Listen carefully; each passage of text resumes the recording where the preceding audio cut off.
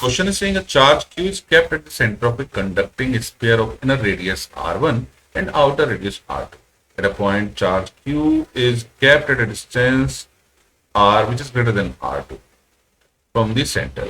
If q experiences an electrostatic force 10 Newton, then and assuming that no other charges are present, electrostatic force experienced by q will be. अब यहां हम देख सकते हैं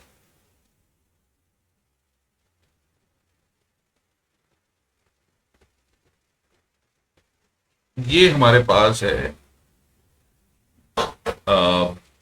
negative charge, यानी ये हमारे पास है चार्ज की कैपिटल सेंटर, सेंटर, और ये रेडियस है r1 और ये रेडियस है r2। अब अगर हम इसको पॉजिटिव एज्यूम कर लें तो यहां पर होगा नेगेटिव चार्ज का इंडक्शन और यहां हो जाएगा पॉजिटिव चार्ज का इंडक्शन।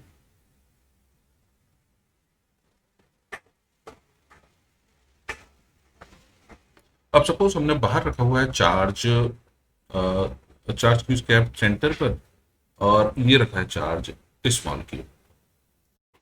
अब हमें मालूम है क्यू पर जो भी फोर्स लगेगा वो इस पूरे स्फीयर की वजह से जो इलेक्ट्रिक फील्ड प्रोड्यूस होगा उसकी वजह से लगेगा 10 न्यूटन का फोर्स।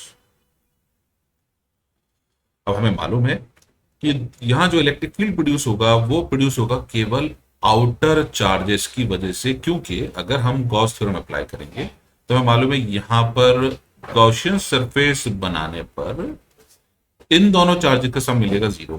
और अगर हम गॉस थ्योरम ना लगाकर समझना चाहें कि यहाँ इलेक्ट्रिक फील्ड 0 क्यों है, हमें मालूम है इस क्यू की वजह से जो इलेक्ट्रिक फील्ड होगा वो होगा आउटवर्ड, और ये जो नेगेटिव चार्ज डेवलप हुआ इसकी वजह से इलेक्ट्रिक फील्ड होगा इनवर्ट। तो ये दोनों एक दूसरे को कैंसिल कर देंगे, यानी स्फीयर के बाहर अगर हम कहीं भी जाएंगे net electric field due to these two charges will be 0, यानी इलेक्ट्रिक फील्ड प्रोड्यूस होगा केवल बाहर वाले चार्जेस की वजह से।